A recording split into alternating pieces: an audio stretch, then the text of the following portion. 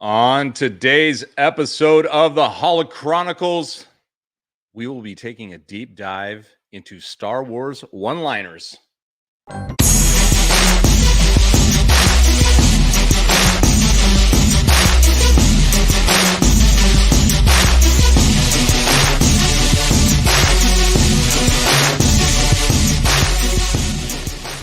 It's perfect. They didn't see that. It was perfect. Oh boy. Hey, welcome into the Holochronicles. I'm one of your hosts, Josh, and this is producer Andy. Live tonight. You give a guy one job. Just one job. Welcome to the Holochronicles. On today's episode, we will be taking a deep dive into Star Wars one-liners and starting with which we hope will become an ongoing sprinkled in series. But with Andor episode 10, season 1, we're super excited to be joined by the illustrious YouTube sensation Kads Baker, which we'll be bringing in shortly. But before we get there, we want to thank all of you for joining us. Make sure to share. What is that? Spark that like button, spark it. Come on, you know the reference. It's a one-liner. So yeah, hit the button. Thank you for joining us in the chat, and we hope you enjoy our this is kind of a Star Wars conversation today, Andy. This is less about toys and collectibles, and as Kads said earlier in our private conversation, more about some lore and more about the quotableness, particularly of episode 10. There are so many lines that have such layered meaning to them. And we're going to talk about a few of them tonight. I'm sure that everybody who has seen this episode, spoilers, that big spoilers. You have your own favorite moment from this episode, and hopefully we kind of touch on maybe 2 or 3 of the big ones, because that's where those critical lines are delivered, and the performances, we'll get into that too. But man, it was some of the best television of any genre that I have seen in quite a while. This episode was fantastic. Agreed. But don't you fear, we do have a little bit of toy action for you. Andy has brought some spinnies. Spinnies. Oh yeah. We got some spinnies, so we will not neglect the collector in you. That's a Wheaties commercial or something like that. Okay, so like I said, we're very honored to be joined by the one Kads Baker. You may know Kads. Some of you may, if you've been following along with us Holo Boys for a while. You may know Kads as the official Holochronicles photographer. Okay, very official, all right? And if you're unclear on what we're talking about, let me just give you a little taste here. Yeah, that happened. That's right. And also, look how happy we are. He captured that moment. Oh yes, in such clarity, plus others, which hopefully we can share with you guys a little later on. But yes, Kads will be joining us, and as a matter of fact, we might as well bring him in. We even have an intro for him, which he approved. But yeah, let's give it a go.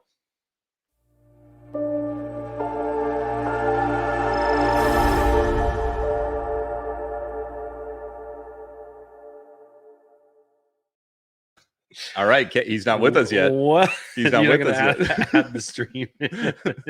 We should bring him in. I think there's a little coordination stuff here. Kads, are you there, buddy? Anyway, so he is there. He is there. Add him in. Bring him in. Oh, okay. Yeah, here he comes. Okay. Kads, my man, welcome in. Well, thank you. We're so excited to have you. Excited to be here. I gave a short intro to you. I want to elaborate a little more. You are the official Holochronicles photographer, which I think is probably clout enough. But on top of that, you also do your own thing. You do your own thing on YouTube, a bit of a DIY slash DIY, kind of cool stuff around. I don't know. You do like van conversions. outdoor stuff, photography.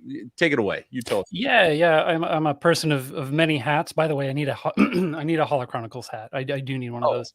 I got one right Yeah. here. You got one of those. But yeah, I'm a photographer, videographer, editor, DIY enthusiast, photography teacher, gear consultant. Yeah, I do a lot of things, multimedia, as well as make things with my hands. And I'm a Star Wars a geek, and yeah, it'll be fun to get some roundtable conversation going. It will be fun. So tell us. This is a question I'm interested. Oh, by the way, I forgot the most important thing. You're my cousin. Yes, there is a familial relationship. This is my in. We forgot the blood connection to yours truly. Well, I mean, you look exactly alike. We do. We're just twins in this regard. We got beards. But how'd you like that intro? The intro's okay. It's very. That you were doing a cool thing. But it's very shiny. I mean, I like the just kind of like low key music vibe that was in there. A little different than the Holochronicles intro. Very shiny beard, which, as you can tell, it's got a little sheen. But it's beautiful. You showed my good side. So all right. So tell us, what's your? I mean, what's kind of like your Star Wars story? Like, what's your earliest memory of Star Wars? Since I'm very interested in this because I've got a personal take here. Interesting. Okay, so I mean, I grew up with Star Wars, being that I'm your cousin. It was a really big part of the cousins all getting together and just like playing with action figures. And my earliest kind of like connection, it's kind of interesting because it's just kind of like disjointed memories in a way, but I actually still have it.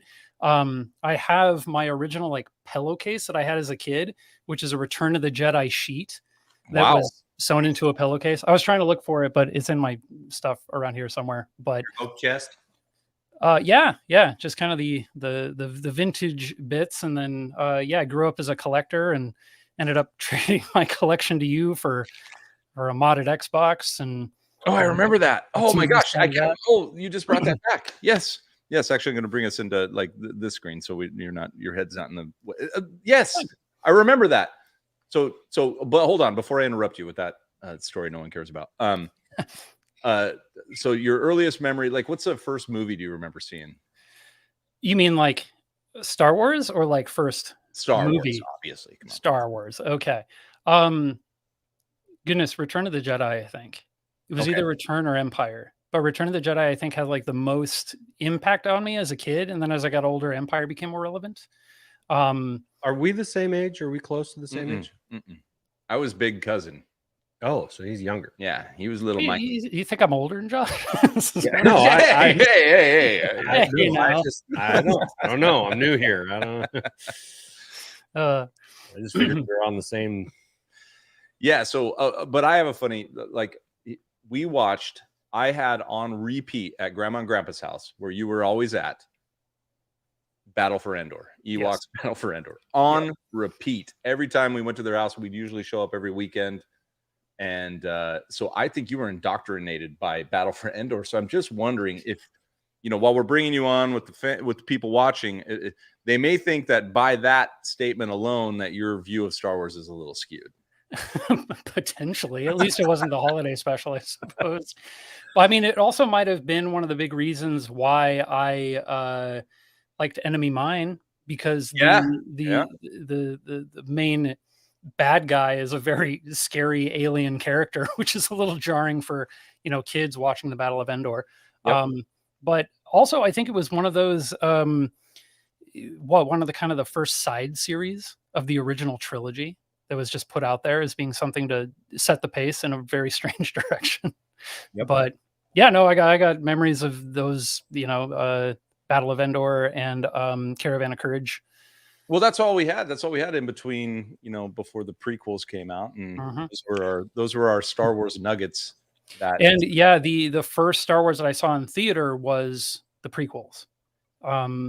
Actually, no, it was the remasters. It was it was the special editions. That's right. How cool is that?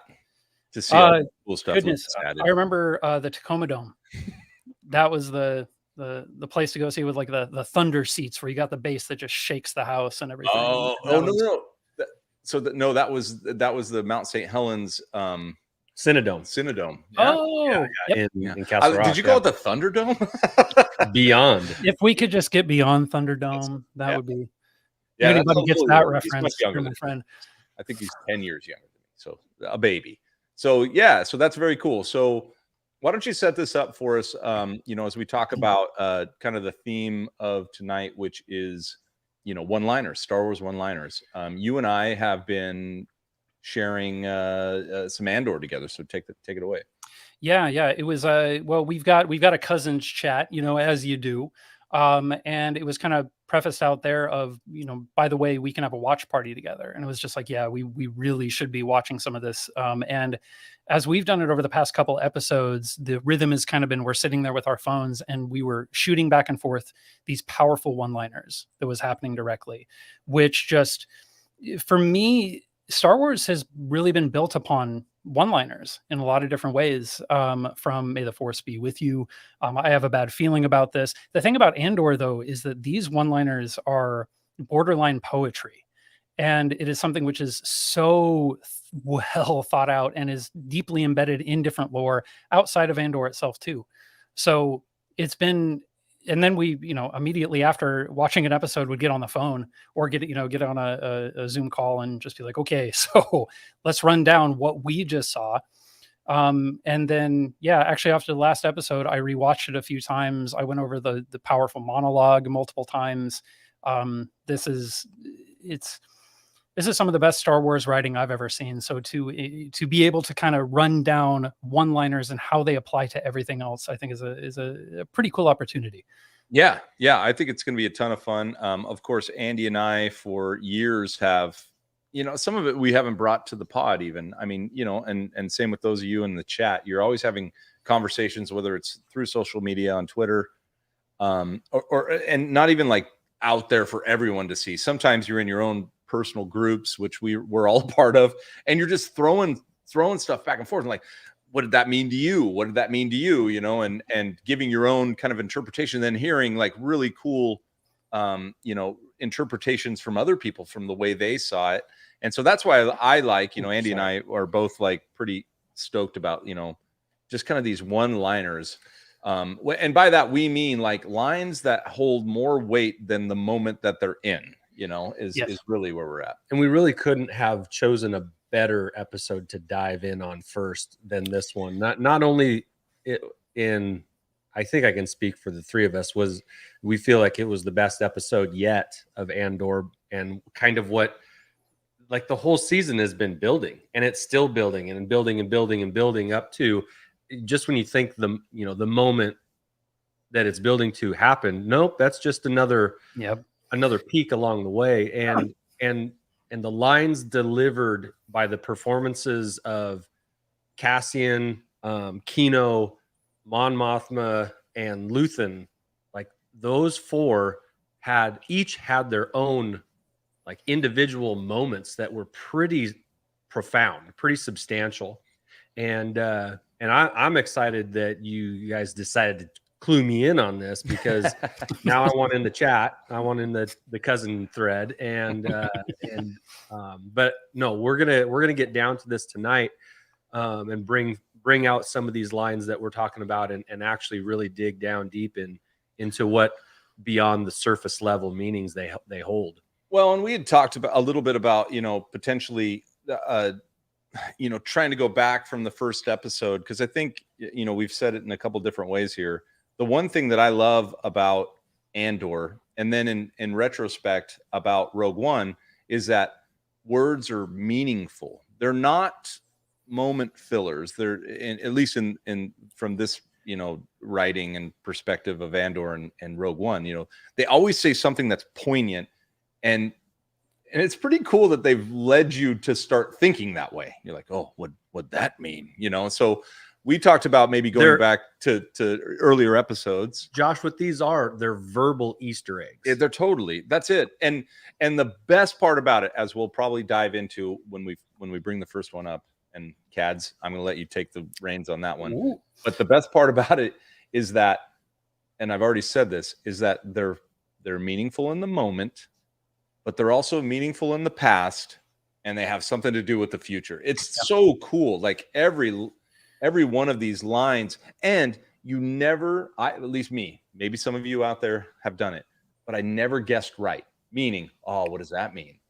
And they keep it it's just really, really good writing. So, all right, Kads, let's dive into some Star Wars one-liners with Andor episode 10. Do you have any from previous episodes you wanted to bring in? I do, but I want to talk a little bit about this season. This particular episode first, and then I've got one in a previous episode. And I think that you nailed it as far as it has relevance in past, present, and future, and it's getting you to think in a different way. And typically, it leads you down a path which isn't actually the full scope of the story. Yep. And one of those in particular that we'll talk about here in a little bit is actually you and I have a chat thread where in real time where we were kind of going through that rhythm of being like, well, I don't know if I like this guy. Mm-hmm. Ooh, I like this guy. Like things like that, where it just kind of Andor for me shows more of the humanity in any of the Star Wars series prior, where there is no direct, like there is most definitely good versus evil, but there are things baked into Rogue One specifically that is, we're all rebels and spies that have done horrible things for the rebellion. Sure. And just kind of what that actually, the building of that rebellion really started to look like. Sure. So what I want to start off with is the name of the episode itself, One Way Out. Okay.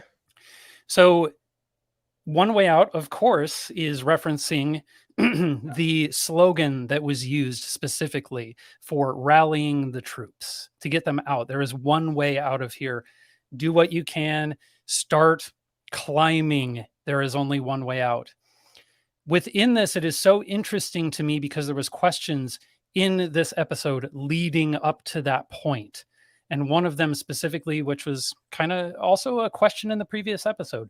Why hasn't Kino decided to escape yet? Why hasn't an escape attempt been made by him? Has he thought about it? And in this episode, not only does it answer that question, but it provided something for me where I was really confused at first. And that was when he is standing in front of the microphone and he is about to address the entirety of everyone. And Andor is pushing him like, it has to be you. You have to be the one to do this. And then he starts and he's like, is that all you've got? And in that moment, you see this internal struggle, but at the point in time, you don't know what that internal struggle is. And for him, it's the fact that the other one-liner, I can't swim.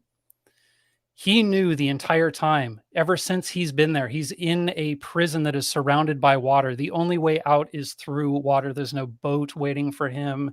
There is no escape vessel. If he is to actually escape, he has to be able to swim, and he can't. So his only way out at that point in time, before the rebellion starts to become a thing internally, is that he has to stay there until his days are up. Therefore, he is making everyone else comply with it as well. He's keeping his team in line. They're dotting their I's, crossing their T's. They're getting their numbers, and he's just being militant about it. And so the question in the previous episode was kind of like, did he need someone like Cassian to come along and give him a little bit of a boost? And no, he had that boost the entire time, but he knew that he was a dead man standing, which is also what he says before they do the breakout. Is just, you can play it out however you want, but for me, I'm treating myself like I'm already dead. And he knows why. Yeah. So I love that. He knew something that no one else knew yet. When he said, when they were arguing down in the barracks, that he finally yells out, he's had enough. No one is getting out, because he for himself has known that from the day he got in there. He's not getting out. Like, he can't escape. If he has to rely on the goodwill of the Empire, he knows he's not getting out. He can't escape even if he wanted to. And that's why I don't think we saw whether or not he actually jumps or not, because, well, okay, guys, I'm going to interrupt you here I'm going to interrupt you. So we will call that a teaser, but I do want to bring us back really quick to just the beginning. Okay. Kind of the beginning. And because I love that point. The problem with that point is that it's going to wrap us up. So because I think, well, it's not, because there's one more part, which is amazing. But let's just throw this in. Let's throw this in right here. And this very first line, it's almost it's one of the, in the opening scene.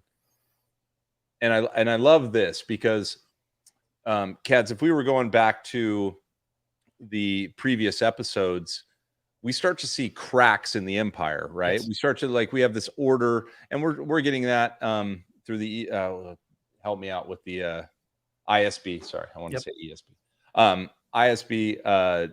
We're getting the cracks. Like, we know there's infighting. We know there's there's power struggles within the Empire, and maybe even their own need for power is eroding. They're falling asleep on the job, quite literally. Exactly. Because they're playing a game that doesn't have to do with what's really happening. So anyway, but we get this line right here: power doesn't panic. And so there's another crack in the Empire. So I don't know. How do you guys feel about that line? Because it was an opening line in this episode, which was kind of the culmination of the prior two episodes. Mm-hmm. No, I fully agree with that. I think that the power doesn't panic. Like, from the get-go in the series, this really also kind of takes it back to where Andor is specifically, when he's talking about how he stole that piece of Imperial equipment. And he says that the Empire has become so satisfied. Mm-hmm. So just complacent and lazy, and they don't need to, because they have that at least perception of power. Right.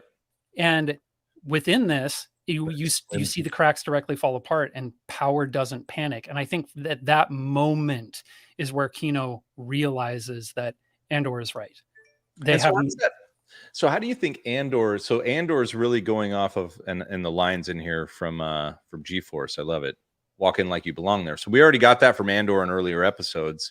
So Andor is really demonstrating kind of his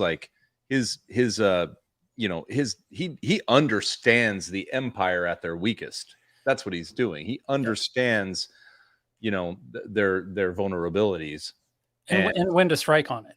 Yep. And he's putting it into play. And right now, after level 2 gets sparked, they know it's time to act. And he knows he's acting on their vulnerabilities, which we went back and look, I love that too, because it doesn't play into the exact episode, but 2 episodes prior, I think it must have been episode 8, right? He's on program, and he's just looking around that check-in room, before you get on the lift. And that's when he's totally seen the guy comes up. He's like, sorry, I'm late.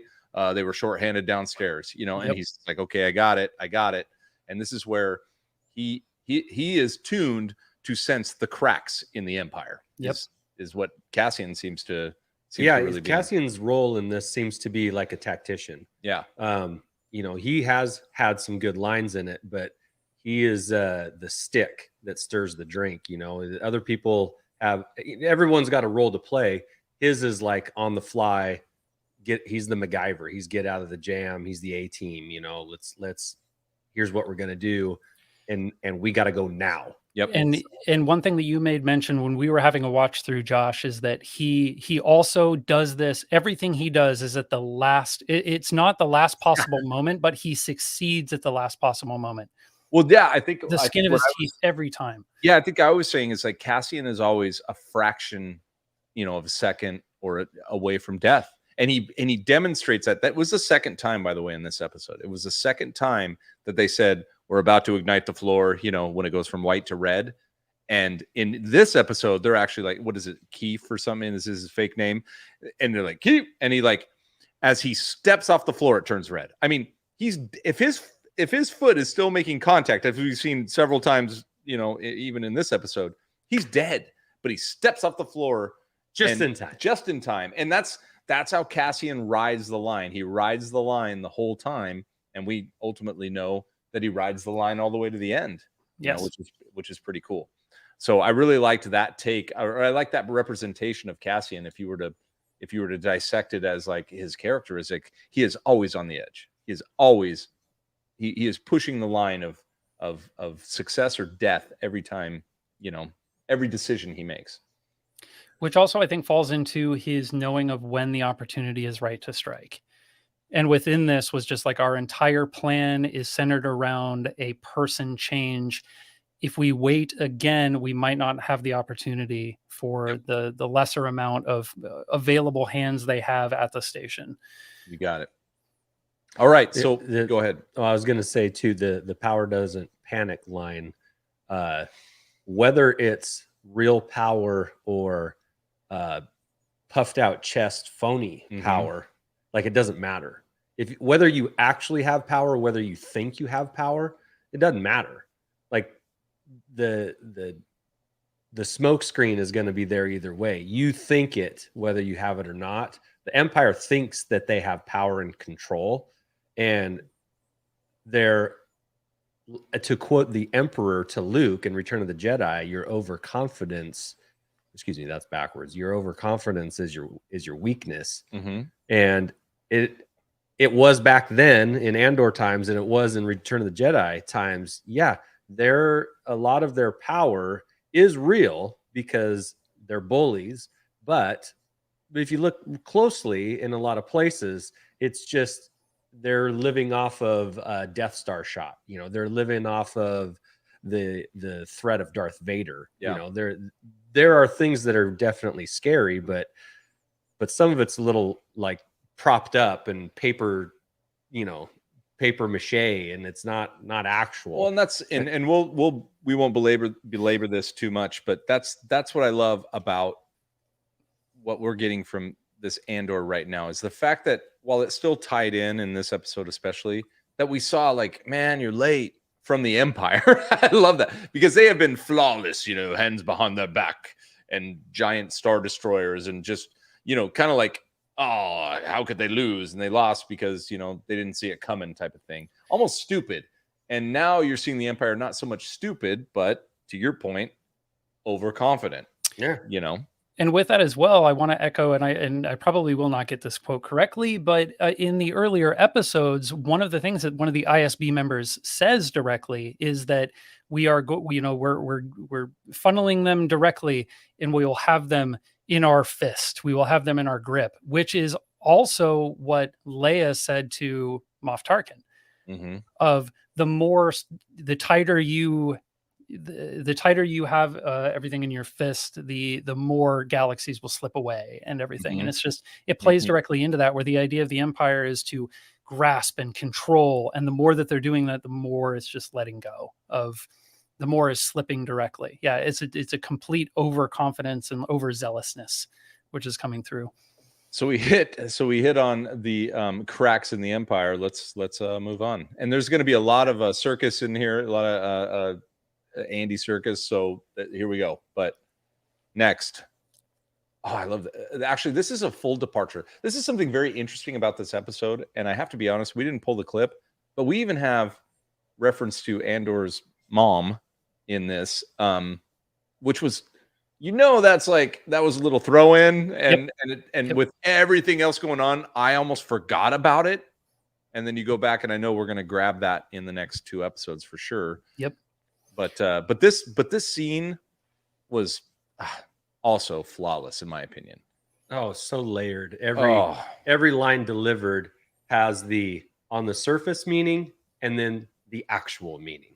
Yep. And I don't know if you guys ever watch Screen Crush, but after episodes, I will often do that. Ryan Airy does a great breakdown of things to look out for, and man, he nails it. Every line he gives the actual meaning of that line in this whole scene, and it's great. It's really good. Screen Crush, go shout out Screen Crush, Ryan Airy. So we know what's going on in this scene right here, right? I mean, well, if you watch the show, sorry, spoiler alert, you shouldn't be watching this if you haven't watched the show. So tell us what's happening in this, Kads. Goodness. Okay, so we have a meeting with this crime lord who has been kind of more put forward as someone who can give a loan. And as he comes in, he's like, "Oh, I thought I would be here more often. I've been here before." And he makes this reference towards little old. I don't really like old. I like new. You know, it's just, he just kind of sets the stage, sits down, starts having this conversation, and it becomes apparent pretty quickly that he's not in it for money. And yet that's the pushback which directly happens of like, I would rather pay you for your services than have me owe you something. Yep. And he throws out the one-liner of a little bit of discomfort might be the price of doing business. And like, what does every gangster want? to be legitimized. Yeah. Mm-hmm. And so he presents forward the idea of an introduction for his teenage son to meet her teenage daughter, to which Mon Mothma immediately puts up those walls and is like, no, like, is that your only offer? Show him to the door. Yeah. And And then how tense she got. Like, she's just like, yeah, you know, you're talking about a senator who is already putting herself out of position by bringing in such a character, right? She's already putting herself out of position because she has to act the senator to the guy. And this is where I really want to dive into this comment right here. But I mean, this is just all leading up to it. To the guy she knows shouldn't be in the room. And then at that moment, so she's already uncomfortable. And then that moment, she becomes not only an uncomfortable senator, but an uncomfortable mom. Yes. You know, and that changes everything. Everything. As far as her dynamic goes, right? And in her dynamic, she's usually calm, collected. She is tactful, even when people are yelling at her on the Senate floor, and she's having dinner meetings with people she doesn't even want to see, who is in direct opposition to where her politics lie. And this person came in and just hit it where it counted, rattled her, and was just and he basically wants to have his bloodline marry into political power. But let's look at this line. That's the first untrue thing you said, which you and I had this conversation. Yeah. Kads, or text conversation. I was like, that's actually bullshit. Yeah.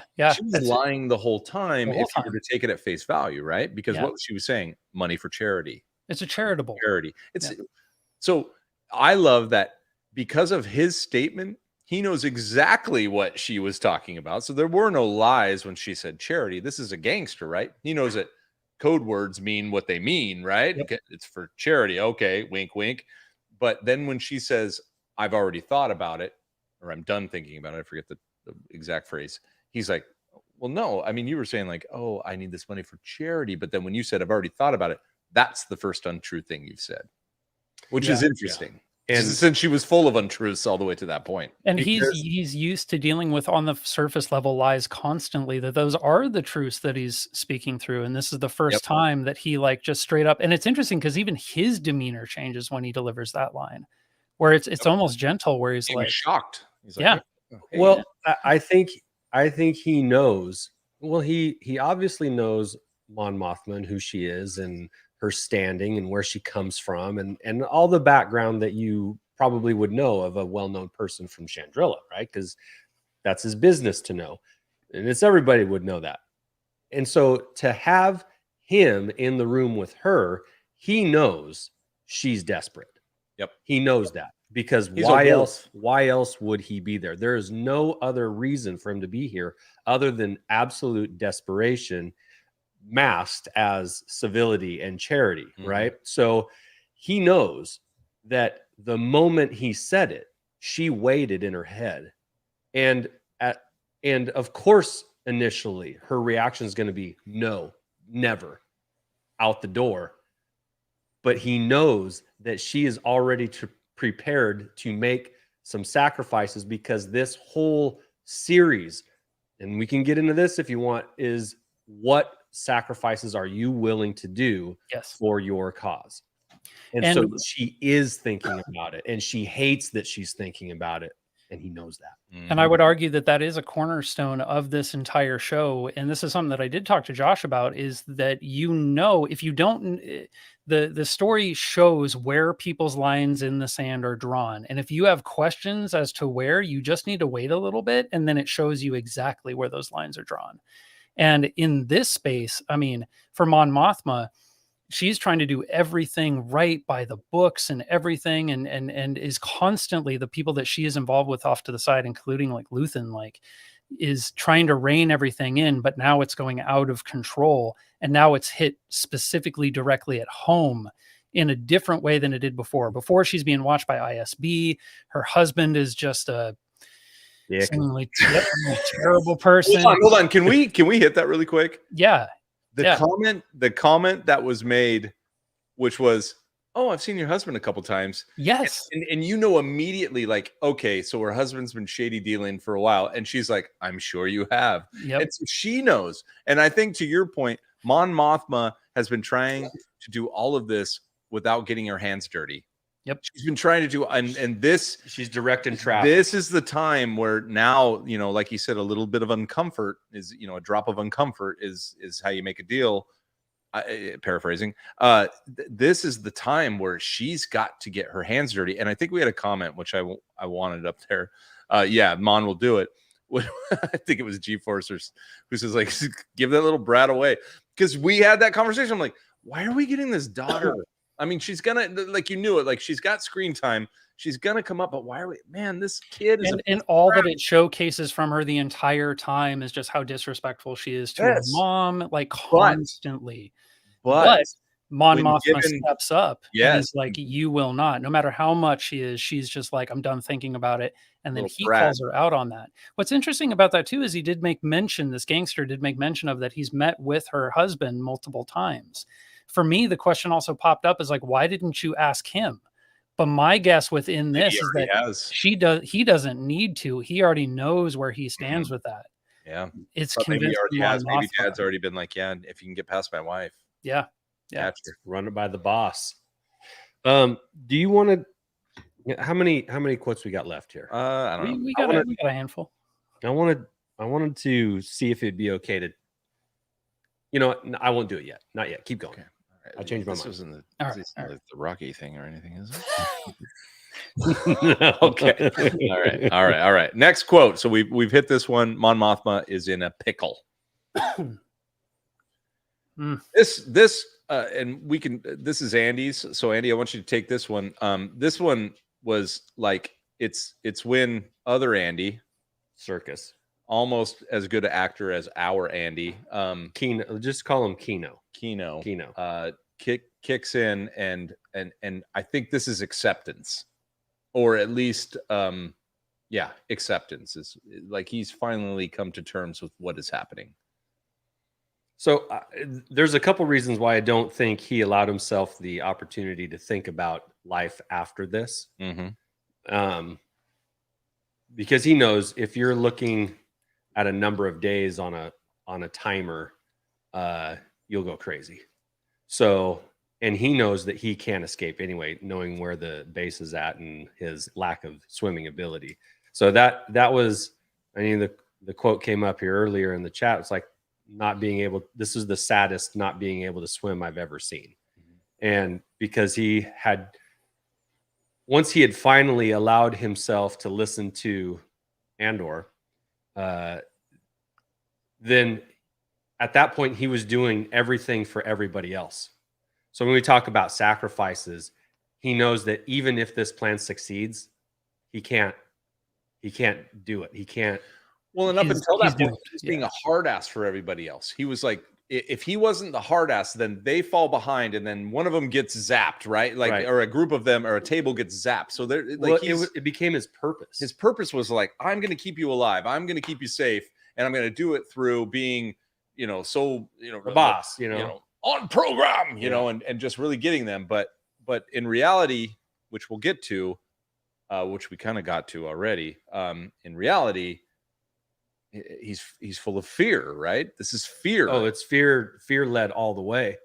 But at the same time, and Cassian knows this because he's a button pusher. He knows that because they have spent the entire time listening to him, and being the voice, if the message comes from him that no one is getting out, it will be received a lot better than if the new guy says it. Well, this is and even in the back, if I may, even in the background, when Andor is first saying that, you start hearing the voices rise up a disbelief where they're like, I don't believe it. You heard it. That's got, and then that's when Kino steps up. And this is it. Yeah, that's exactly the point I was going to make. This is the moment, even before the microphone moment. This is the moment where Cassian they even show Cassian kind of step back and go like, there it is. Because like Kads said, it's like they're going, well, who's dead? No way. What doctor said that? And then he goes, no one is getting out. And he just yells it, and then everyone shuts up. Right. So Cassian at that moment realizes, and then we have I'm excited about a statement later on, but there's gravity. And Cassian knows that there's gravity when Kino says something. And so once it comes from Kino, then it's real. And if Kino says it, they listen because that's what they've been doing. That's what they have trained themselves to do, is to listen to Kino. So if Kino says it, it's gospel. And if Kino's on board, it must be because that has to be the way. So if there's no Kino on board, there's no escape. There's no getting out. Exactly. And so he doesn't, I love this. Cassian doesn't have to convince everybody. He has to convince Kino. Exactly. That's it. And with that being said, there are those moments when the day shift and the night shift are happening and they switch through and it's like, did you hear what happened on 2? And like, nobody believes it until you have the shift leaders confirm.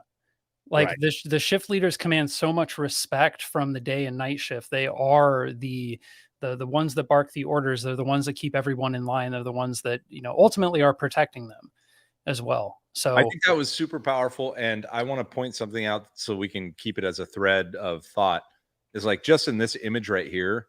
Andy, you brought this up, and actually Kads brought it up. Circus's face, it's his expressions, like that right there is rage combined with fear. It's just absolutely like he's just conceding to the fact that no one is getting out, which I love.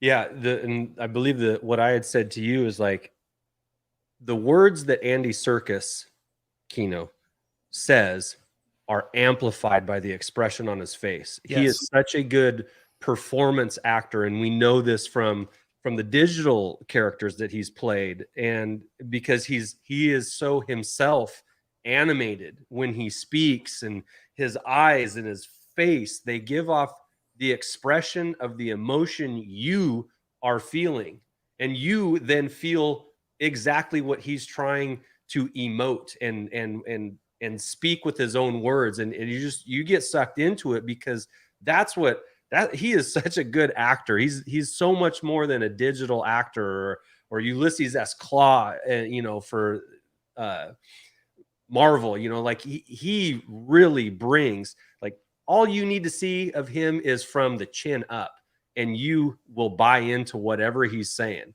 If he's being a hard ass, you feel like he's talking to you, and you're like, okay, you shrink. If he's afraid and scared, you're with him. When he gets to the lip of the prison and sees that he has to jump into a body of water to leave, and he's kind of like, I can't swim. Like, I never thought I'd make it to this point, and now that I'm here, I don't know if I can do this. And he's cleared the hardest thing, but the biggest hurdle is in his head, and we all feel for that. So I was blown away just upon that realization. Like, man, he really brings every word's emotion to life. Mm-hmm. No, he's amazing. It's loved it. Maybe my favorite circus performance. All right, next slide. Now, guess who it is? So I don't know that we need to spend too much time on this. I only have one point to make, and Kads, this was what you and I kind of went through. Here's what I loved about this scene, because prior to this scene, what happened? He was hesitant, and Andor had to tell him, Cassian had to say, hey, get on the mic. And what did and we saw his reluctance. So we could all speculate, right? Because I guess we've teased enough about probably the next slide that he's not going to jump, like he can't swim. Do you think that was a reason behind his reluctance to maybe push forward? Because 100%. Do you think that? 100%. Yeah, I think that and you see it. I've gone back and I've watched the prior 2 episodes after viewing through, and you see it multiple times in his hesitation, in his acceptance that something went wrong on level 2.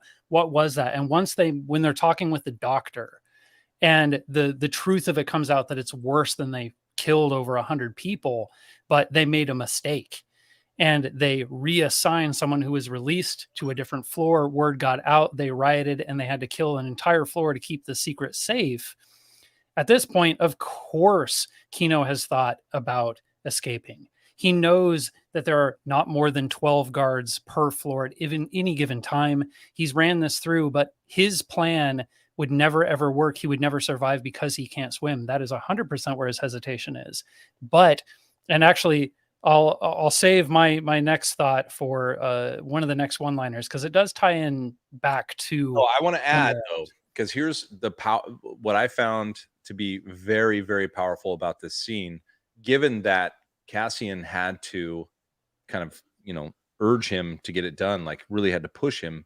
And I text it to you and I'm like, it's Cassian forging leaders, which it doesn't mean that Cassian necessarily is the leader. And he never was, from everything we know of Cassian through Rogue One and everything we know through the episodes prior to this, he's obviously a leader, but he always takes the step back, right? His mission with Jyn was to let her step up. His mission right now is to let Kino lead, and he pushed him, and he's like, is that all you got? Cassian forges leaders, and there are people, which I love, because there are people, I almost identify with this. There are people out there that make other people better, even though they themselves probably could toe the line. Cassian is willing to let other people do what they're good at and succeed without any benefit to himself, other than the fact that if he's got it right, then they'll pull him through too, which is I find fascinating. Yes. If he does step back, he steps back in that moment, and it's so good. Two things. This is why this is like we talked about this the last time we potted like 2 months ago. Mandalorian always seemed to take a backseat to the character of the episode, whether it's Ahsoka or Boba Fett or Bo-Katan, he or Grogu, even for the whole first season. he was about all the seasons. Yeah. So like Mando always kind of took a backseat to whatever was happening in the particular adventure that he was on in that episode. This is different. Andor is again, he's the stick that's stirring the drink. He's causing other people, when he was on the mission on that planet, like he was not the one in charge, but he was the one that got people where they needed to be and getting out. And so this is, you see this starting to happen over and over. And man, well, I'm going to read a comment we haven't read. We've been putting them up, but we haven't read. I love Paul's comment here. I think this Star Wars story is the one that most of us could actually see ourselves in. And that's the reason it's awesome. I like that because that would be terrifying. Well, what? Which one are you? Jar Jar? No. Have you seen that?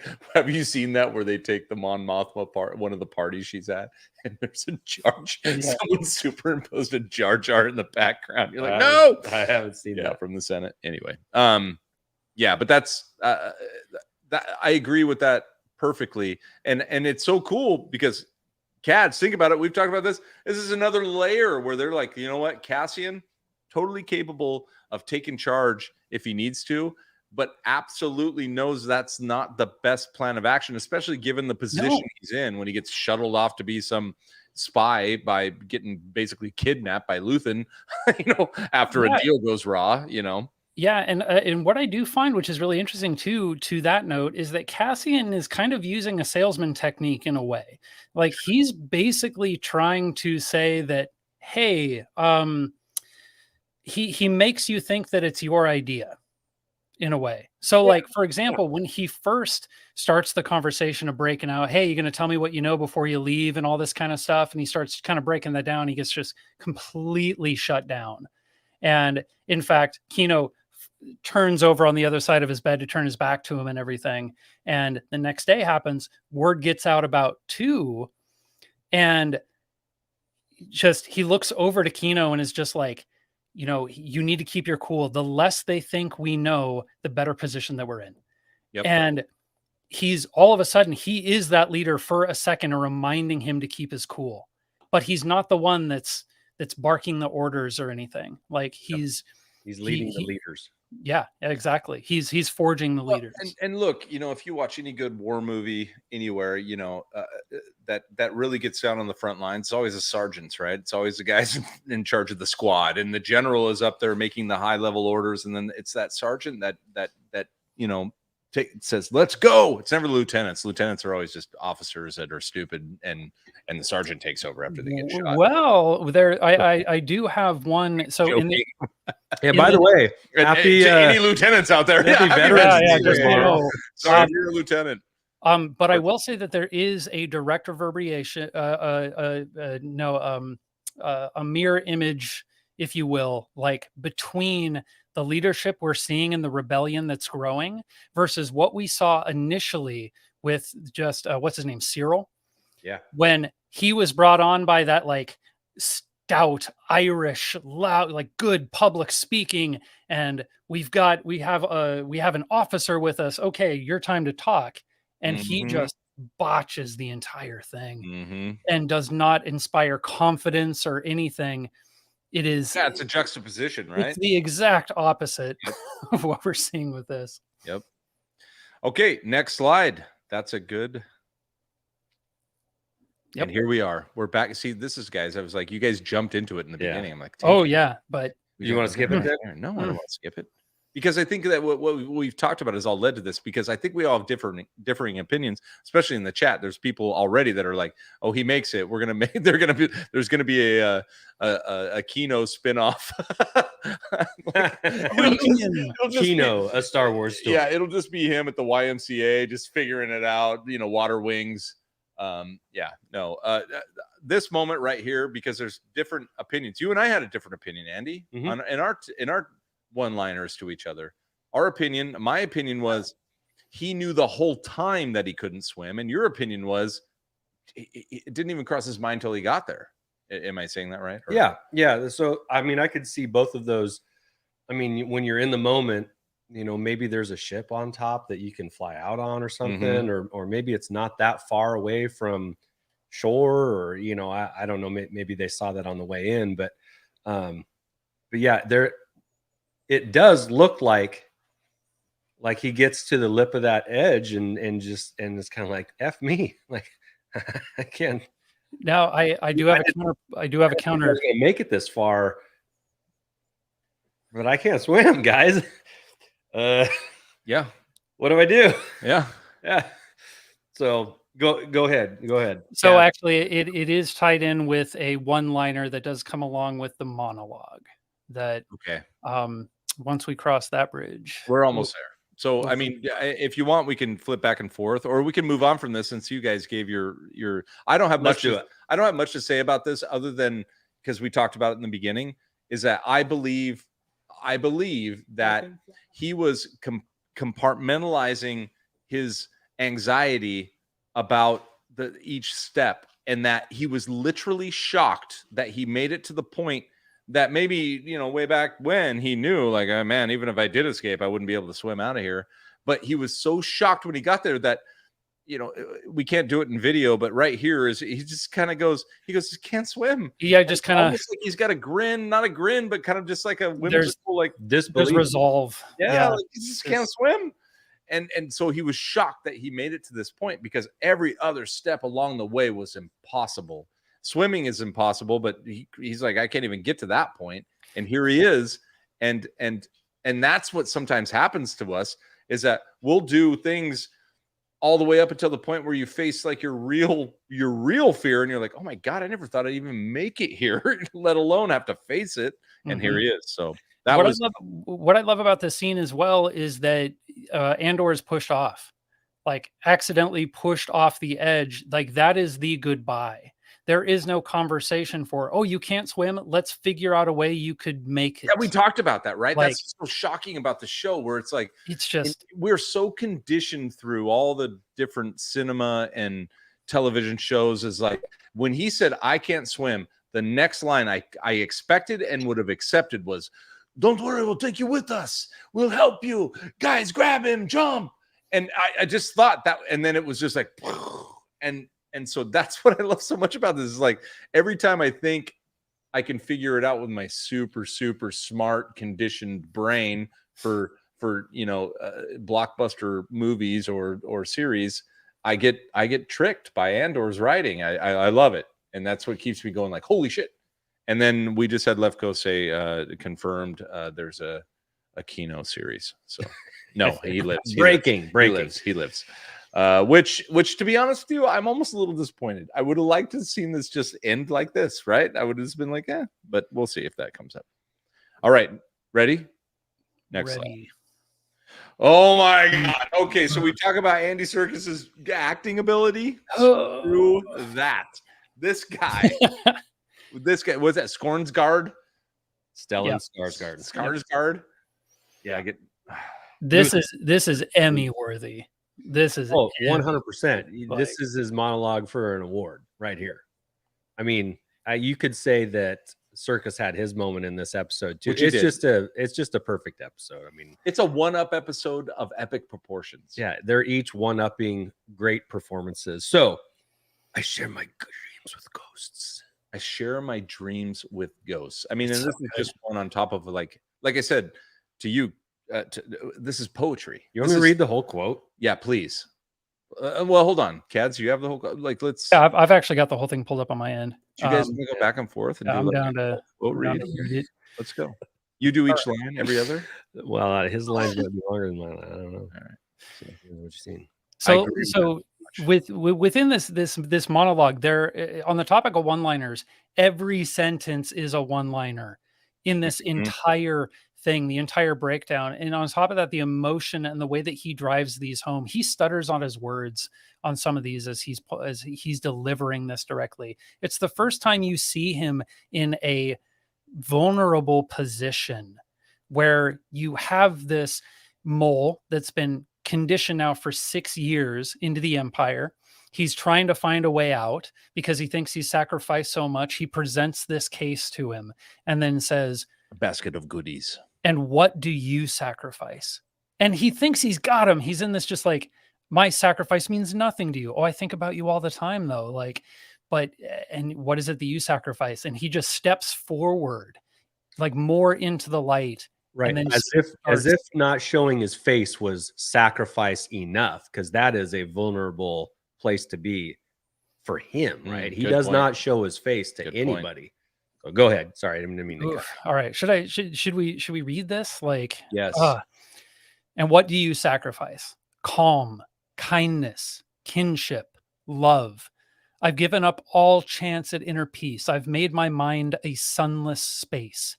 I share my dreams with ghosts. I wake up every day to an equation I wrote 15 years ago from which there's only one conclusion. I'm damned for what I do. My anger, my ego, my unwillingness to yield, my eagerness to fight. They've set me on a path from which there is no escape. I yearned to be a savior against injustice without contemplating the cost, and by the time I looked down, there was no longer any ground beneath my feet. What is my sacrifice? I'm condemned to use the tools of my enemy to defeat them. I burn my decency for someone else's future. I burn my life to make a sunrise that I know I'll never see. And the ego that started this fight will never have a mirror or an audience or the light of gratitude. So what do I sacrifice? Everything.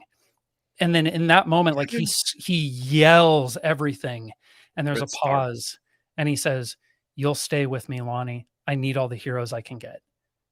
It's so good. And within there is so many one-liners. One in particular that I really want to hit upon, but do you folks have more to say on that? Well, no, we have too much to say about this monologue. In a general sense, we know, and we've always known that what these individuals are sacrificing is everything. Okay. But in this episode, we're seeing exactly what that everything means. And maybe in a way that you haven't before. Kino sacrifices the whole idea of allowing himself to think about escaping, knowing that potentially he can't swim. And so everything he does is for everybody else at that point. That is a self-sacrifice for the greater good, right? And that's what they're all doing in a sense. We saw the sacrifice of the prisoners on the floor. Throwing right. Some get shot. Saved Andor by hucking an object and got shot. We see Mon Mothma. Her sacrifice is not only her status and position of privilege and of influence, but she is now having to contemplate what exactly, not in sacrificing her family in death, but her daughter in life. Like she would be sacrificing it would be a living sacrifice, not like she's not going to die for this. Her daughter's going to live potentially as the daughter-in-law of a gangster just so that she could move some money around and pay for some rebellious activity. Like that's how desperate. This is what sacrificing everything means. We see Luthen in his whole speech. I get the feeling, I've told this to Josh, that he's already lost somebody close to him in this fight. And it has started him 15 years ago on this mission towards which that he cannot. He is sacrificing his own men for that guy across from him. He's 50. Sacrificing 50 men. And side note, can we even talk about the elevator ride where he's just like 50 men? Yes. You're worth that much to me. And he would have, if Saw Gerrera was on board, would have sacrificed Saw Gerrera. And I wonder if news of that would get back to Saw and make him even more jaded. And this is what makes him more jaded to the rebellion. Perfect. Because not only he's willing to sacrifice his own men for this one guy, and he tells him that you mean so much to what we're doing. 50 people mean nothing to me. 50 infantry mean nothing to me compared to what you can do. And that's like, there is weight to everything. And I even call back to Galen Erso in Rogue One. Mm-hmm. What did he sacrifice? His family, his wife, his daughter, his future, and his reputation as the creator of the Death Star, just so that he could build a flaw into it that maybe somebody down the road, they're all under the assumption that none of them will see this come to fruition at the very end. None of them are going to make it to the finish line. So they're all sacrificing their futures in that regard too. So it's like, this is what sacrificing everything actually means. And can I interject in that vein? Because our little mole here says, "What have you sacrificed?" I think that it's a very important position, because then we get this monologue, right? We get this monologue. And what is our mole sacrifice? Look, he just had a kid. He just realized what life was worth. Mm-hmm. He just did. He said that. He goes, he specific said that I didn't know I'd feel this way when he had the kid, which if you had kids, you're like, I didn't know I'd feel this way. And then they turn into teenagers and you're like, I didn't know I could feel this way. Anyway, but that's where it's this, the word is not entitlement. It's like where you deal with those that have not been through it. Your eyes are opened. They have not been through it, but they will tell you they have. And he just told them back, like, no, wait, this is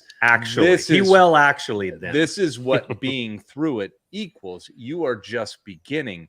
And I think sacrifice, I love that, because sacrifice could be, look, if there was a whiteboard in the room of the creators, the writers, and that are coming off the back of Rogue One, and they're like, we're going to do this Andor series, that should be in bold at the top. Sacrifice. That's it. And by that, it's like, do you really know what that means? And then you have to dive in, because they just showed that to us. That guy was like, I've given, yeah, well, he was like, oh man, but I've given, all the 6 years of my life, and I've been sneaking around, and I have a kid. I'm sacrificing their safety right now because I'm scared. He's scared. He's not in danger. Not yet.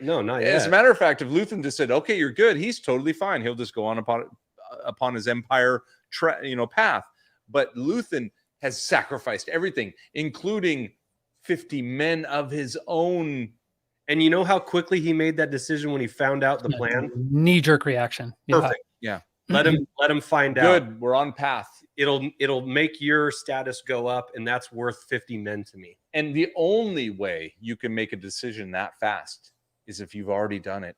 Yep. Numerous times. Like, yeah. So there was something in that monologue where he says that he uses the tools of his enemy. And to become to get to the point where the only way you know how to win is to use the tools of your enemy. Well, what are the tools of the enemy? And I wrote this down here. Cruelty, indecency, and he kind of alluded to that too, sacrificing his own men for the sake of the bigger picture. And like that's what the Empire would do to fight against him. They would blow up a planet with their troops on it just to kill a Jedi. Yeah. And so like, what would they sacrifice? They would do whatever it took, no matter what line it crossed, no matter if it was ethical or not, or if and that's the game Mon Mothma's trying to play. She's still trying to, like you said, try to keep her hands clean and still play the political game in all of this, but it can't be won that way. It can't be won that way, and you need almost atrocious people, equally atrocious people fighting on your side to commit to the cause to the degree that the other side sees, okay, well, I wasn't prepared to go that far. That person is, and so now they have the leg up. So and that's where you see the lines directly being drawn from how far is someone willing to go. And it does kind of tie back into the one-liner as well of moving forward, there are no rules. And he's playing that role directly within there. And it's such knee-jerk reaction stuff as well. And he is very, very well aware of it as well, that his fate is determined too. And there is no ground for him to stand on in that space. But he does need as many heroes as he can get. Good. And I like that, Lefkos. What I meant, but aren't all the men under his Axis's control his men? So, I mean, yeah, sort of. Yeah, that's what I meant. He's willing to throw away pockets. He's willing to throw away resources in order to support that. So, and what I did like about that elevator ride, though, too, is that as he's telling them, he's like, "Yeah, they're looking for this person they call Axis," and you hear him go, Axis. We're like, all of a sudden, he's got this tag name for himself, where he's like, "Oh, yeah, he likes it." He's like, I like that, man. Yeah. I might put an album out. But that's what I said. It's tyranny. It's actually he's a tyrannical figure, and that's what we talked about, right? It's like, are you reading your thread? Yeah, I am. It's not tyranny if those that support you think it's good versus evil, and you're on the good side.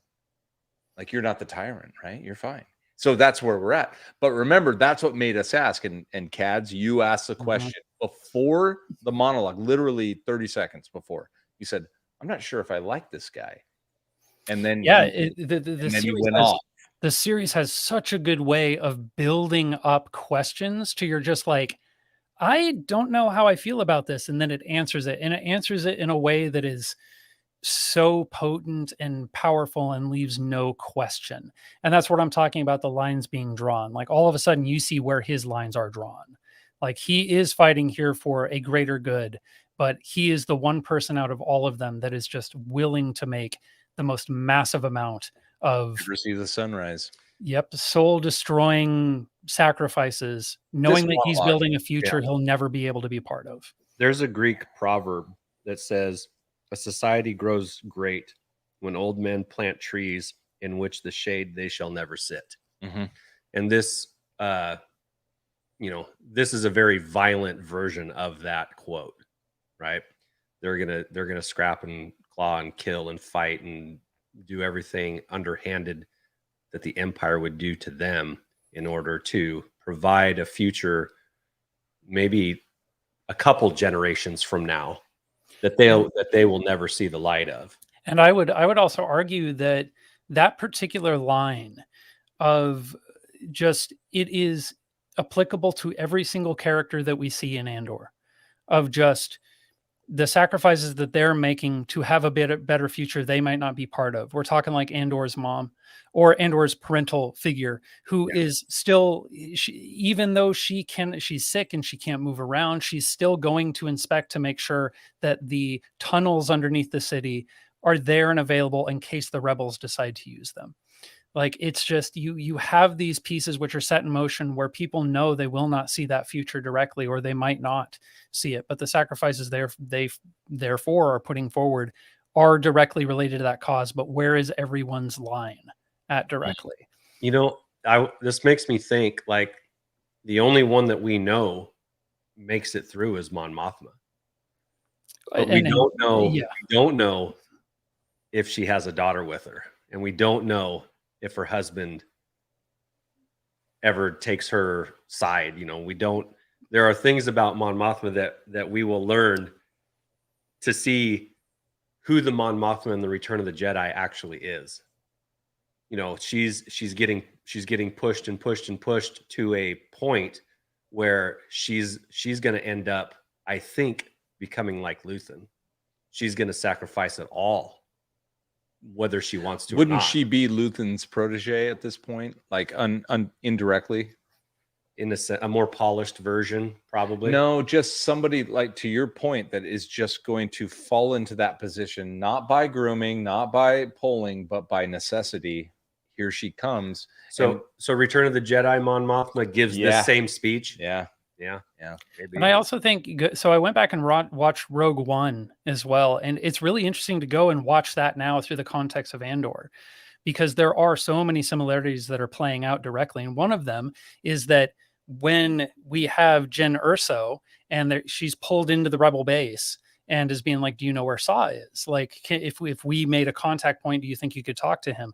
Well, this is the reason why. Turns out your dad is making the Death Star plans, and we are, Then the head of that conversation tells Cassian, forget everything you heard in that meeting. This is not an extraction. We're putting a hit on Galen, and this is your mission directly. Like there's that ruthlessness throughout the entire way, that this person is much more of a liability alive than he is dead.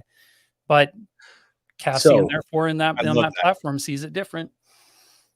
So we have a final image, Kads. Did you want to bring that in? And speaking of Rogue One, and absolutely. So landing. By the way, Andy said it first. There couldn't be a better show to start our Star Wars one-liners than this episode, because it was packed, packed. Not only with answers, but with questions and with in the moments. It was fantastic. Now, before you switch to that image real quick, I want to say one thing, and I just want to take one step back to the previous episode. And the name of that episode is Nobody's Listening. Right. Which, of course, is what Andor is screaming, trying to get Kino to understand that the Empire doesn't care about what they're talking about. Nobody's listening. The entire plot points of that entire episode is nobody in any of the different storylines are listening, which ironically also you're getting down to that evil scientist who's about to start the interrogation. And he's in that room and he's describing, we did a live telecast of this entire elimination of a planet, and then we had our engineers extract out just the screams of the children. And this will get you, this is our torture device to get you to talk about anything, which is ironic because nobody's listening. But in order to listen to that, you will therefore give all the information moving forward. That isn't a direct parallel to the end of Rogue One, where they successfully beam out the Death Star plans. And as they're hobbling out, Cassian says, do you think anyone was listening up there? So you have this juxtaposition of just this darkness of the rebellion and the success directly of it, which I also think plays into the next photo as well as the one-liners. I burn my decency for someone else's future. I burn my life to make a sunrise that I know I'll never see. Oof. And there it is. The sunrise. Burning. God, it's so good. There it is. So this is the entirety of what the rebellion is building up. It's all about that direct sacrifice that they are making for a peaceful galaxy, one of which they might not even exist in. I would argue that's exactly what Kino did.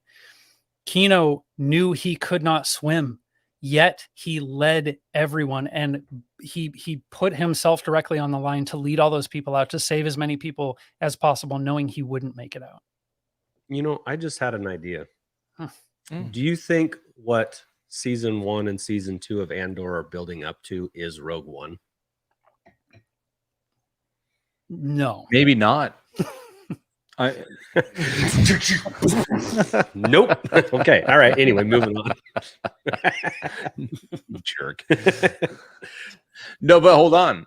Like, because maybe not. Like, because Rogue One can stand on its own. So yes, of course, building the character of Andor. But look, we don't have a K2 yet. We thought we were gonna get it. We were like, oh, here comes K2. No, he just got thrown in prison. So yeah. Anyway, just an idea. Just an idea. What I will say in regards to Andor, kind of outside of the one-liners, which I think solidifies this being, for me personally, the best piece of Star Wars content that has come through the pipeline yet, is that it is actively redefining what we know Star Wars to be. That the first time we see a TIE fighter, it is the most terrifying thing, where previously in prior Star Wars content, TIE fighters are disposable little toys. But this time you actually hear it just like rip through the same way that like a fighter jet would. It puts it into a consumable piece of media that we understand, because the Empire can't be terrifying if they're stormtroopers that can't hit anything when they shoot. This time it actually shows power in numbers, but it also shows the cowardness the Empire has to when they are outnumbered. I agree with that wholeheartedly. We talked about that. I remember us, like, I was like, you're freaked out because they're on the ground. They got to hide behind a rock and a TIE fighter's coming through. And in any other setting, as long as there's an X-Wing in the sky or in the space, the TIE fighter's dead, you know. But when down on the ground and they're making their pilgrimage to the, you know, not those guys, but you know what I'm saying? They're walking on the tundra. Yeah, that's scary as shit. And they're like, we got to hide. So I love that. That's perfectly said. I think that's, can we agree? And I think we've seen a ton of agreement in the chat. Like, I don't know. We keep bringing that up, but like, I love this. I love this mature Star Wars. I love, not mature. Mature is even a bad word. Like, it's not a good word for the, I just love this very smart, very thoughtful, but not pretentious version of Star Wars. They're not removing like, oh, that's so goofy. They bring it all in, you know, they bring it all in and they still make, and then they make you think even a level higher or 10 levels higher about like the Empire, which is in its own way very, you know, if we go back to the movie, you know, it's almost like we're getting like the cliff notes from the original movies, and this is bringing us down into the depths, you know, the real depths of Star Wars. Love it. It's not spoon feeding us narrative. It's giving us the tools and the clues, and it's so good at being able to do that it also confuses us along the way. Where it's like, wait, why did they show the daughter that many times? Is that, oh, that's why. Like, why is Kino hesitate? Oh, that's why. It's something where potentially not more mature, but it's not. I think it's the first series that isn't relying upon nostalgia. Like, it's redefining what nostalgia is. And there's been multiple points where it brings up something where you know that it's going to be the Star Wars way of presenting this, but then it just flips it on its head and it makes the Empire terrifying, TIE fighters terrifying. It makes the rebellion feel like the rebellion. I would argue, I think it's the most human and relatable Star Wars series, where if you take Star Wars out of the equation, it is still exceptional television. Yeah. Everything from the writing, the cinematography, the emotions, I text you during the prison scene. I'm like, I have anxiety. Yeah. Anxiety. Oh yeah. 100%. All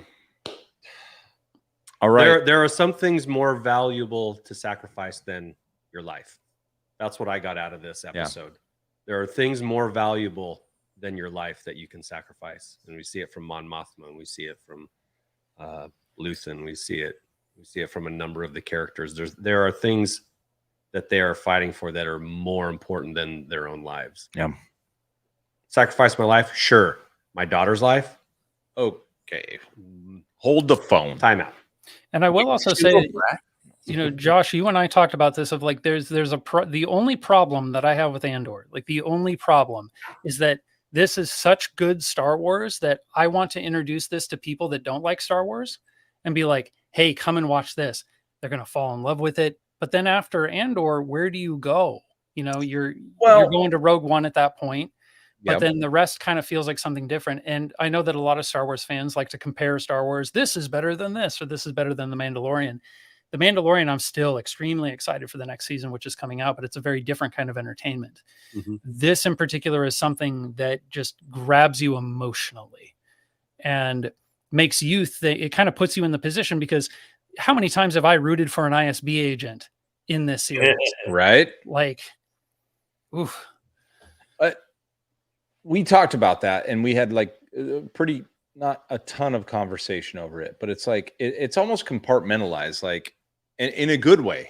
Like, open this box if you want this, open this box if you want that, and we didn't know what we were getting when we opened the Andor box, and then we will, and we'll be like, but we did when we opened Rogue One, and everyone always say, like, my favorite Star Wars movie is Empire Strikes Back, but I really like Rogue One.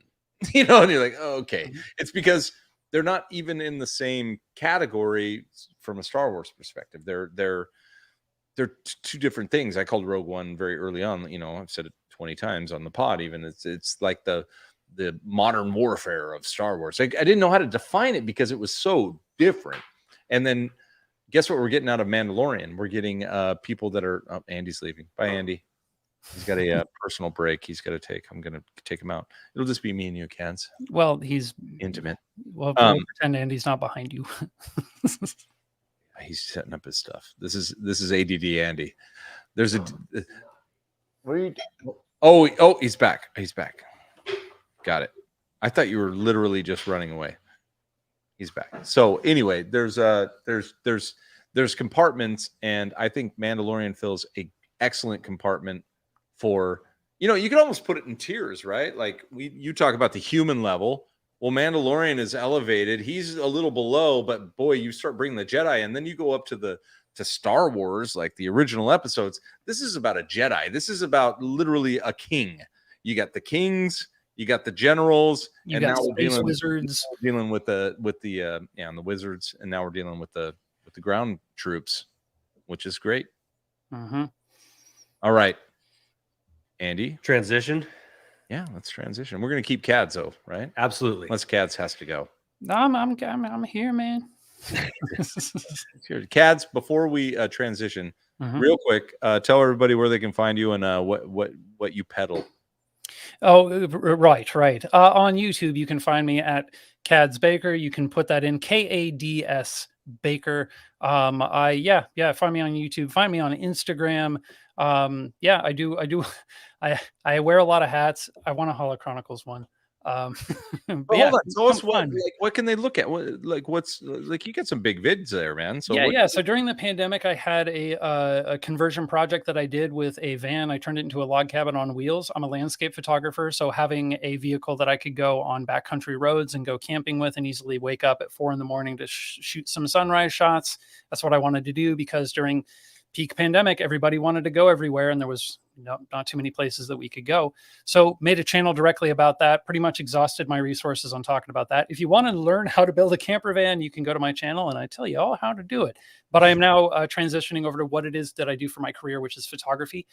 Teaching photography, doing a lot of backpacking trips. And if you like gear talk, I talk gear. That's kind of what I do 5 days out of the week. So come and check it out if you want to. Come get nerdy with me. Some Tatooine shots, or at least desert shots. Yes, I do have a love affair with the desert. Yes. All right, Andy. Transition. All right, ladies and gentlemen, thank you. There's a round of applause for Kads. Thanks for all of the insight there. That was a great conversation. You're coming back. We're gonna do this. Yeah, it's a series. Definitely coming back. At least till the end of Andor, and then we'll dive into some other stuff. We got to get a Red 69. We got to get him out in the desert. Baby, he lives in the fear and loathing in the desert for sure. With a nice big pool. Yeah. Free ring blow up pool. Yeah. All right, our friends over at ReadFive Designs.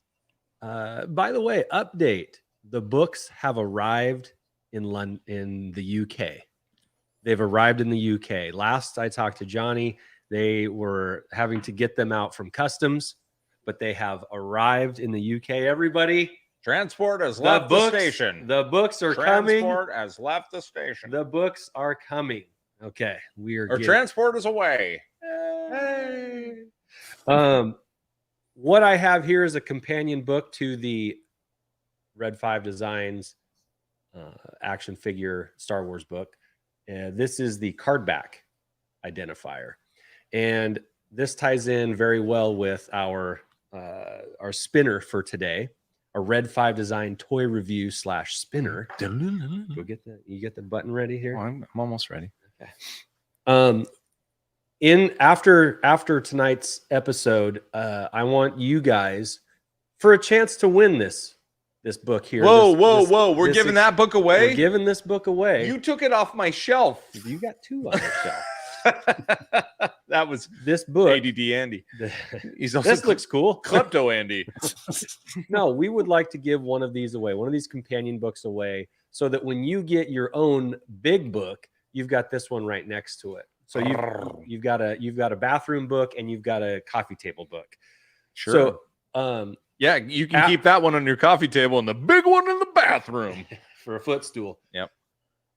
To put yourself into the drawing for this, what we want you to do is just put your favorite quote from this season 1, episode 10. One-liner. Give us your one-liner. What's your favorite one-liner from this episode? Was it one that we talked about? Was it a different one? In the comments after the episode is over on YouTube.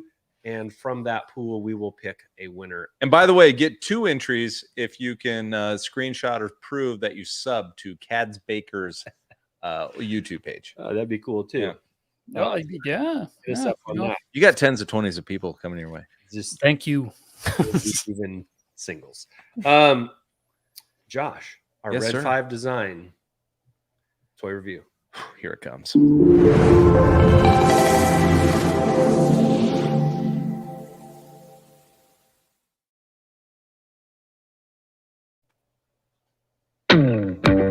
Perfect timing.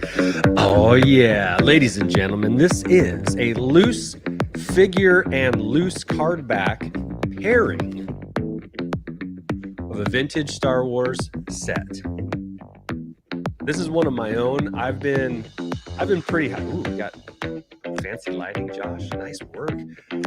This is something that I have recently dove into, just off into the deep end.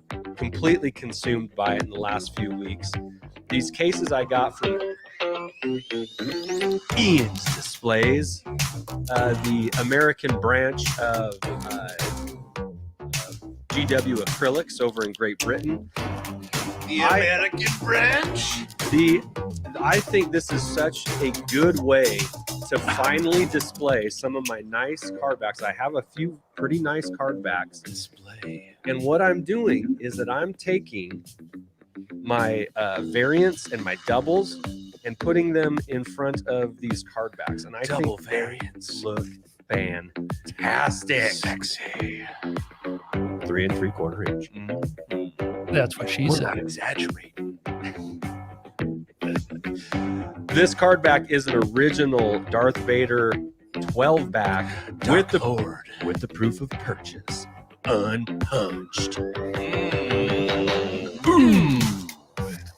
So anyway, this is one of my nicer card backs. I thought this would be a good example to show. I actually brought one more, but it's got a little ledge for the figure to stand on. Tiny ledge, but it'll be fine. So it matches up with with where the bubble actually went for that card back. So anyway, I think it's a fantastic way to display. They're protected.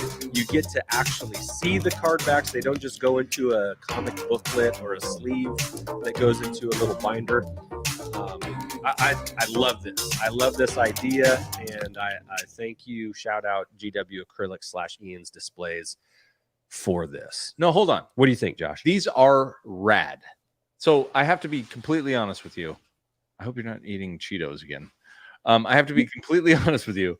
Card backs like that, they were cool to me. Like they're ripped off, and like there's no figure and there's no bubble, and you buy the card back, and you can get these at any con. You can find them online, and I wasn't super attracted to them. But when you showed me this, I'm like, oh, I want to collect these now, because that is a great way to kind of repurpose, a card back that is basically kind of dumb without the figure on it. Andy's gone, so I can say that. It's kind of dumb. You don't have the figure on it.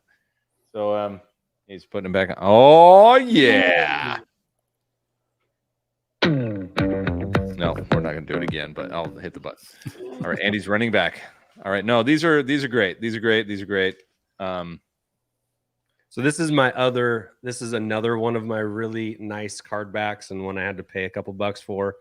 It's a 20 back or 20 back Boba Fett on the Star Wars card. So this would have been like the first version of that card back to come out, and it's in really nice shape. It also is unpunched and has the proof of purchase on it. So shit. It's worth a couple bucks. But yeah, I knew Brett would probably get a kick out of that.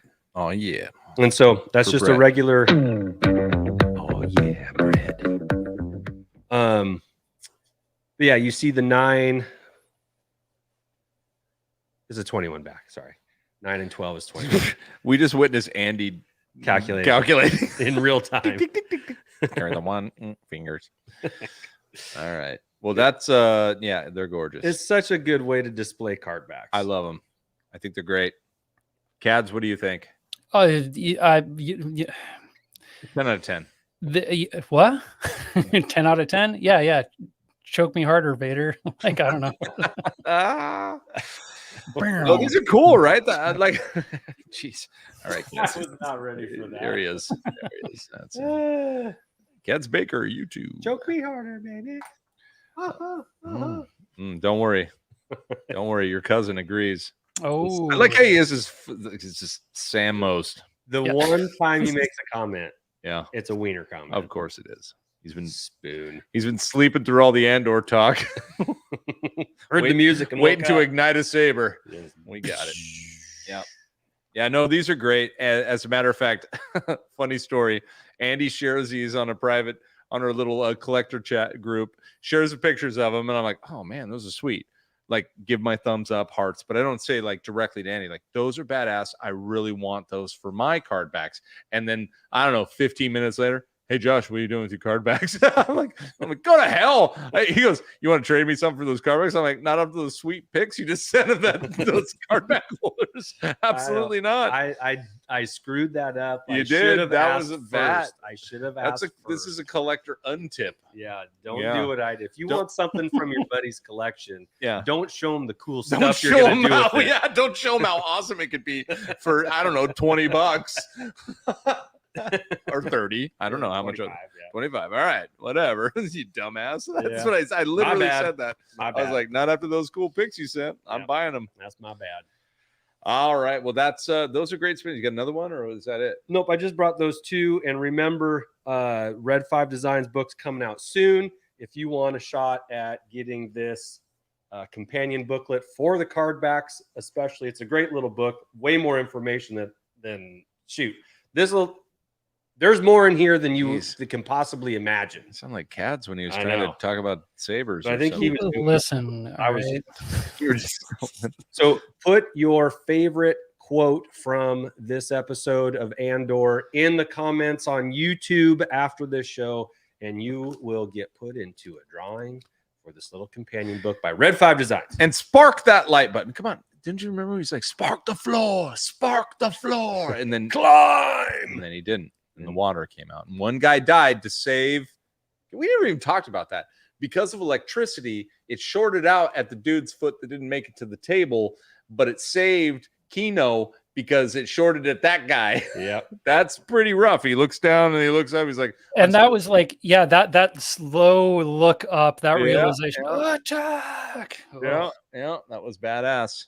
Man, can you believe that there's 2 more episodes? And then can you believe that there will not be more episodes after the 2 more? Man, we'll have to go back. There's going to be a season 2. Well, I know there is 12 more. I was there. I was in the room. Okay. I was in the room. You there? I was in the room. Dave told me there was going to be another season. It wasn't Dave. Never more than 12. My friend David. Your friend Dave. All right.